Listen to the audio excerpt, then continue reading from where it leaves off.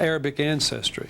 You know, they are Americans. They're not just Arab Americans. They're Americans like me, and they deserve all the independence and the civil liberties that everyone has. But weren't you insulting to them, Congressman? You want to apologize for the remark? You know, I probably could have used some better words, but I was trying to insult bin Laden. If there's anyone that needs to be demonized, it's bin Laden. Bin Laden is a bad guy. Bin Laden and his troops, his terrorists, took 5,000 American lives. No, we all know that. I know that. But look, I mean, you're talking about racial profiling, and you're saying, look, that anybody with a turban, and, you know, there are probably a million Americans that wear turbans, or any kind of Middle Eastern garb, when they walk in, they should be pulled over? Come on, Congressman, that's not right. Well, let me just tell you this, Bill. The message is that in this particular case, 100% of the people that did this act, the 19 people, were male, they were Middle Eastern ancestry, and they were terrorists. They're people that have hijacked Islam, which is a good religion, a good faith, and does not preach what these people are doing. But those people, if someone comes through with that profile, I think they really need to be scrutinized carefully, because if we have another tragedy like the one that occurred on September the 11th, because we're worried about being politically correct, I just don't think it's worth losing 5,000 American lives. I got your point, and I think most Americans would agree that if there is a person who is coming into a situation where security is involved, and that person is of Middle Eastern descent, that they're going to get scrutinized. And I don't think anybody at this juncture would object to that. The problem that I have with what you said is that there's a guy in Arizona who's dead right now because some nut shot him. He was an American of Middle Eastern descent. Another family got fired on. A couple of mosques have been vandalized. People have been beat up. And a respected legislator like yourself saying those kinds of things can be used by people, unstable people, to do violent acts. I can say, listen, Congressman Cooksey, look what he said, turban on the head, a diaper on the head. Why should I treat these people with respect if a U.S. congressman isn't? Well, I can assure you that I regret the choice of words if it offended any American of Arabic ancestry. But I have no apology to bin Laden, and I don't think most of the American people do. I think that there are a lot of wonderful people of Arabic ancestry that are friends of mine. I've had a great relationship with people that live in the Middle East, that come to this country, that are naturalized as citizens. But I don't have a great relationship with bin Laden. All right, but we know that. But we're trying to rise above here. We're all good Americans, and we're all in this war together here. And everybody's going to remember that. We're all in the war together. But we've got to rise above, you know, the diaper on the head, the cliches, even the racial profiling out of context. Again, if it's a secure situation, there's Middle Eastern men there. I mean, you got to look at them. There's no question. And I think everybody's behind that. But, you know, I'm just going to ask you this one more time. If you had to do it all over again, I'm hoping that you would not use the diaper on the head comments. I would be the first to admit that I could have chosen my words Could have better, or should have? and probably should have. But this was I was talking about airport security. This is an issue that we're discussing. I happen to be on a committee that we're going to discuss this on. And I think that if an 80-year-old little lady comes through, we don't need to worry about her. But if someone comes through that fits the profile of the men that perpetrated this tragedy last week, they need to be Well, I don't think anybody's going to disagree with that, Congressman, and we appreciate you coming on and taking the fire here. Thanks very much. Well, it's good to be on with you, Bill. Okay. All right. Now, to Osama bin Laden. After a meeting of its 200 or so ruling clerics, Afghanistan has asked Mr. bin Laden to leave that country voluntarily, but the clerics stopped short of demanding he leave. White House Press Secretary Ari Fleischer says this morning that Afghanistan's request does not meet America's requirements. He adds, this is about much more than any one man being allowed to leave, presumably from one safe harbor to another safe harbor. Fleischer added that the United States stands by its demand that bin Laden be turned over to responsible authorities. Afghanistan's militant Islamic Taliban government has since 1996 provided a home to bin Laden, who was born in Saudi Arabia.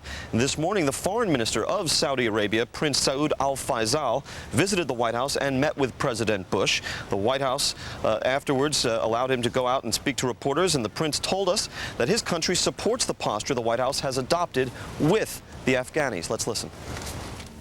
There have been many efforts to persuade them in the past by Saudi Arabia that have not achieved the results. We have seen the efforts expended in the last few days by Pakistan. We are still hopeful that Taliban will accept the wisdom of handing over criminals to face justice. Now, the White House has also released a photograph of President Bush working on the speech that he will deliver to a joint session of Congress later today. Aides say the speech will last about a half an hour, but it will not contain details on a relief package for the airline industry nor any larger economic stimulus plan. Instead, the president will explain who would have targeted America and why. Now, this evening, Mr. Bush will enjoy a working dinner with British Prime Minister Tony Blair, who will also watch the president's speech to the joint session of Congress from the gallery alongside Mrs. Bush, the First Lady. One person who will be absent from this occasion, Vice President Dick Cheney. Now, that's a measure of the ongoing seriousness of the national security situation. The Vice President will be watching the speech from a secure, undisclosed location. Reporting live from the White House, James Rosen, Fox News. David. James, interesting to see the Saudis there today. After all, it was the introduction of U.S. troops on Saudi Arabian soil in 1991 that led, apparently, Osama bin Laden to head to the hills of Afghanistan and to take up arms. He saw that as sacrilegious. Are they thinking of inviting more U.S. troops onto their grounds if we go to battle? Well, they weren't specific about all the things that they're going to be doing for the United States as we wage this war on terrorism. However, one key thing the Saudis are going to be doing is acting in concert with other OPEC nations to make sure that the price of oil is stabilized. David, you'll recall that in past conflicts, say the Arab-Israeli War of 1973, the U.S. paid dearly in terms of its oil consumption from Arab states. 1,000 people dead. Mr. Bush's task this night will therefore be a bit different than that which normally faces a president in such an address. And for more on what he will be trying to do and how, we turn to our senior White House correspondent, Jim Angle. Jim?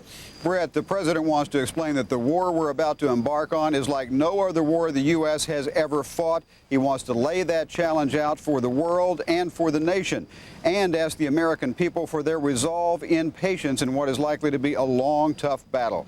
To help in that battle, the president will announce tonight the creation of a new cabinet-level department for Homeland Security. Also in the gallery, you'll have British Prime Minister Tony Blair, who was visiting the White House this evening, along with New York Mayor Rudy Giuliani and New York Governor Pataki, as well as some heroes from the last few days. Yeah, Jim, I think it'll come as a surprise to no one that some of the heroes that have been gathered around the officials that you just mentioned in that executive gallery, as it's called, are representatives of the New York Police Department, the New York Port Authority Police, U.S. Navy, and the New York City Police Department. Now, we are waiting, as you see, the members in the chamber standing. There you see First Lady Laura Bush. On her right, of course, British Prime Minister Blair, who, as you mentioned, was at the White House with the president for meetings early this evening. Prime Minister Blair made a statement to the press about British solidarity with the United States very shortly before he and the president came up here. We're awaiting the word of the Sergeant of Arms to announce the presence of the president. So let us listen for that, which is expected to come at any moment. In addition to this presidential address tonight, and there's the president.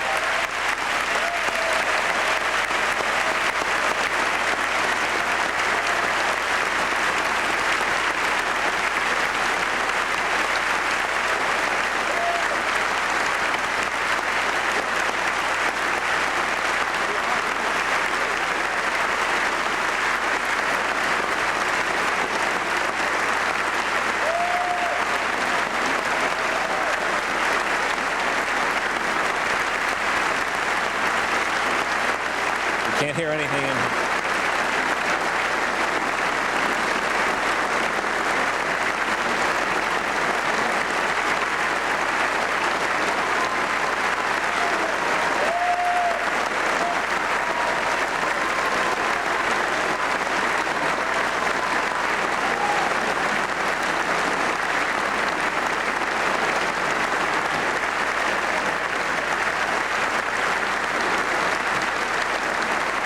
As you can tell, the president is receiving a very strong ovation indeed. And while there was even some cheering heard in the background, and while the president is clearly being friendly, you can see that his expression is a more somber one than than you might expect if he were coming, for example, to deliver the annual State of the Union address.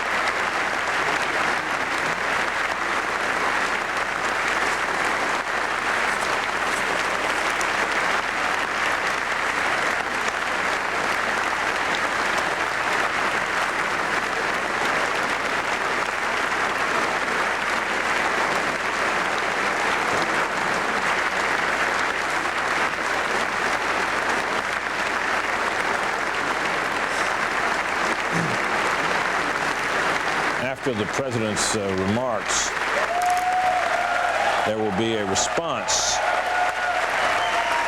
by the Republican and Democratic leaders of the Senate. That will be delivered from another location in the Capitol. You see Senator Byrd there, who is the Dean of the U.S. Senate. He is sitting in place of the Vice President, who is not here tonight for security reasons.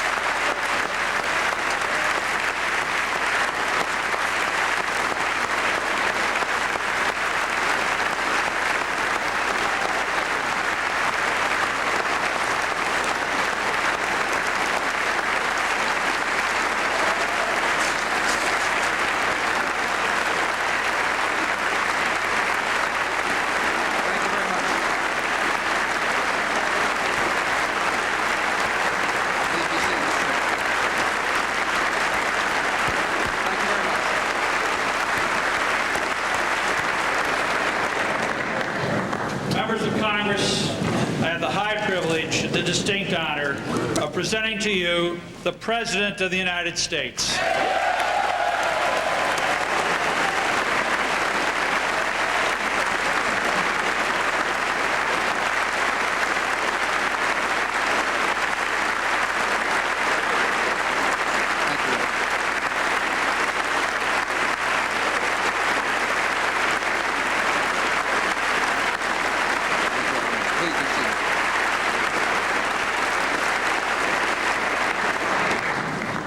Mr. Speaker, Mr. President pro tempore, members of Congress, and fellow Americans. In the normal course of events, presidents come to this chamber to report on the State of the Union. Tonight, no such report is needed. It has already been delivered by the American people. We have seen it in the courage of passengers who rushed terrorists to save others on the ground. Passengers like an exceptional man named Todd Beamer. And would you please help me welcome his wife, Lisa Beamer, here tonight.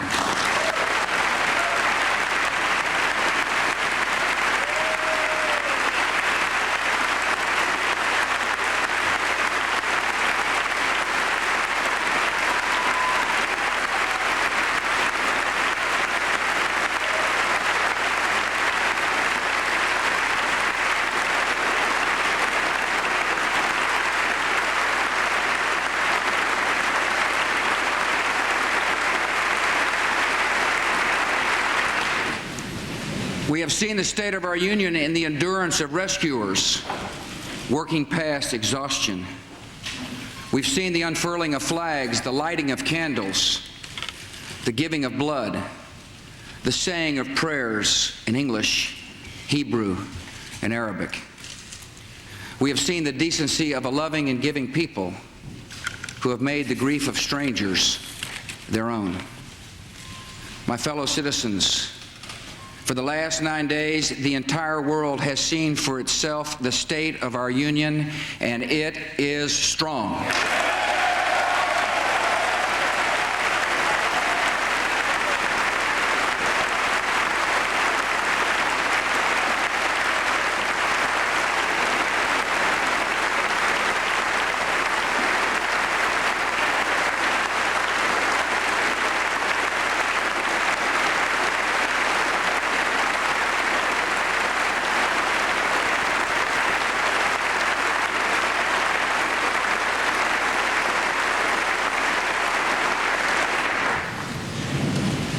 Tonight, we are a country awakened to danger and called to defend freedom. Our grief has turned to anger. and anger to resolution. Whether we bring our enemies to justice or bring justice to our enemies, justice will be done.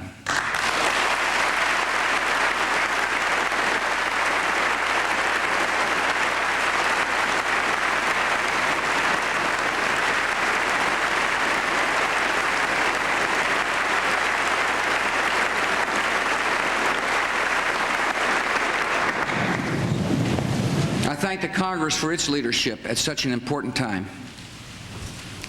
All of America was touched on the evening of the tragedy to see Republicans and Democrats join together on the steps of this Capitol singing "God Bless America."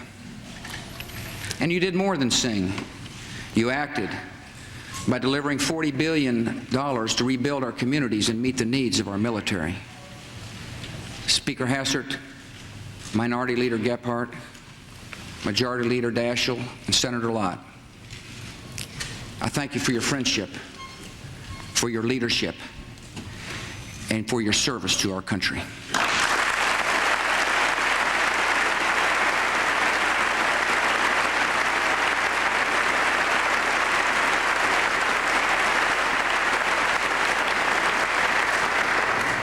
And on behalf of the American people, I thank the world for its outpouring of support. America will never forget the sounds of our national anthem playing at Buckingham Palace, on the streets of Paris, and at Berlin's Brandenburg Gate. We will not forget South Korean children gathering to pray outside our embassy in Seoul, or the prayers of sympathy offered at a mosque in Cairo.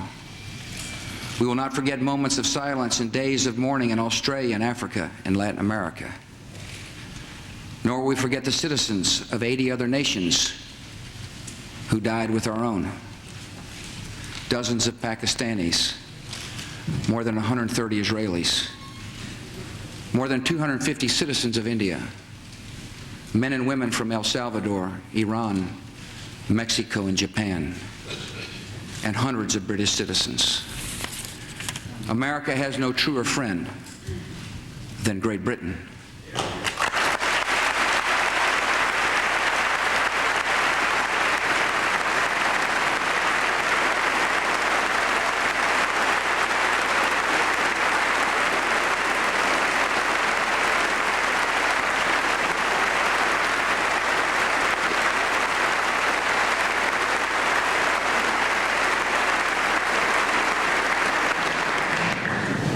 Once again, we are joined together in a great cause.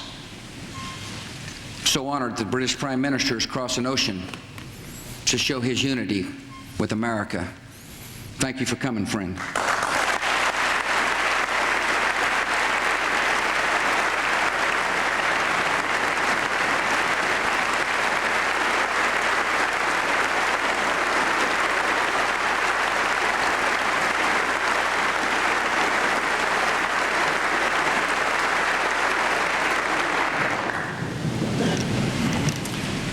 On September the 11th, enemies of freedom committed an act of war against our country. Americans have known wars, but for the past 136 years, they have been wars on foreign soil, except for one Sunday in 1941. Americans have known the casualties of war, but not at the center of a great city on a peaceful morning. Americans have known surprise attacks, but never before on thousands of civilians. All of this was brought upon us in a single day, and night fell on a different world, a world where freedom itself is under attack. Americans have many questions tonight. Americans are asking, who attacked our country? The evidence we have gathered all points to a collection of loosely affiliated terrorist organizations known as Al-Qaeda. They are some of the murderers indicted for bombing American embassies in Tanzania and Kenya, and responsible for bombing the USS Cole.